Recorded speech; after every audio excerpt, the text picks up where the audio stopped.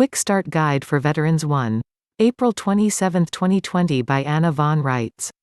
I have been asked, repeatedly, for a very brief explanation that everyone can understand, that explains the structure of our government, how it is supposed to be, and how it is, and the obligations of veterans and current military personnel with regard to their oaths made to defend the constitutions. Okay, that's a tall order and one I have struggled with for years. How to make it simple? Quick? Easy? I now have it down to 6 pages. It's a dense 6 pages, but only 6 pages. Not a book. I am publishing this new effort in a series of 3 posts, 1, 2, 3, each one about 2 pages long. If you are a veteran or know someone who takes their commitment to this country seriously, this was written for vets. Please pay attention. Part 1, A state is not a state of state. A state is not a state of state. Read the statement above as many times as necessary and think about it. Florida is not the same as state of Florida. In fact, Florida is not the same as the state of Florida, or the state of Florida or anything calling itself the state of Florida or. These are all separate and distinctly different entities.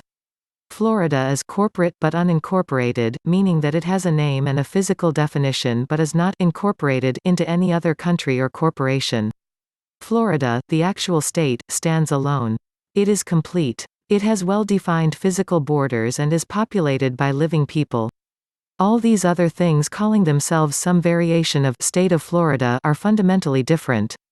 These are called inchoate states or states of states or incomplete states. These states of states are various kinds of business organizations and they have no physical borders and no people live in them. They are all incorporated, meaning that they are part of larger, parent organizations, and to the extent that they are inhabited by persons, not people. Persons are officers and employees of corporations who have duties to perform and who reside on a temporary basis in our actual states. Stop a moment and think about what you have just learned. The people living in Florida and the persons working for the state of Florida are not in the same political status. They aren't operating in the same capacities.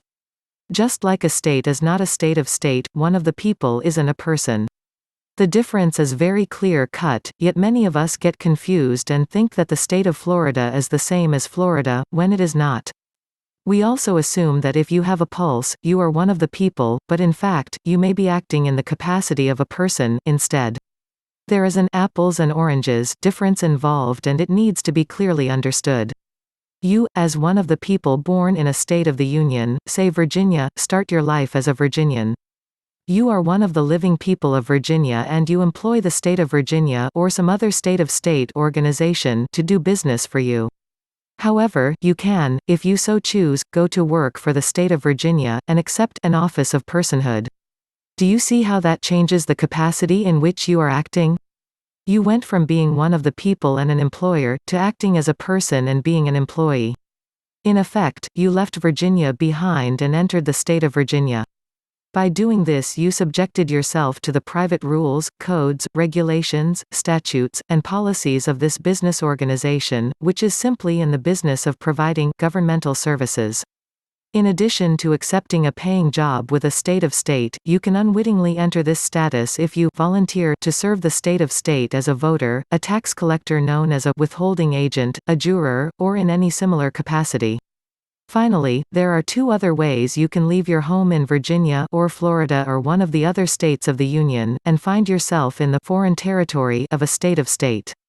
You can willingly and knowingly seek welfare benefits from the state of state, or you can be turned over to the state of state as a ward of the state, that is, an incompetent of some kind, an abandoned child, a pauper, a mental incompetent, or someone so physically incapacitated they can't care for themselves. Most of us have been misidentified as wards of state organizations when we were babies in our cradles. This has been done via false registration processes that result in equally unconscionable contracts obligating us to act as persons, known as citizens of the state of state. So how do you get home to your birthright political status as one of the living people? A free man, a Virginian living in Virginia, owed all the protections of the law of the land? This question will be answered, but first, we need to look a bit deeper into what these state of state business organizations really are, and who or what operates them.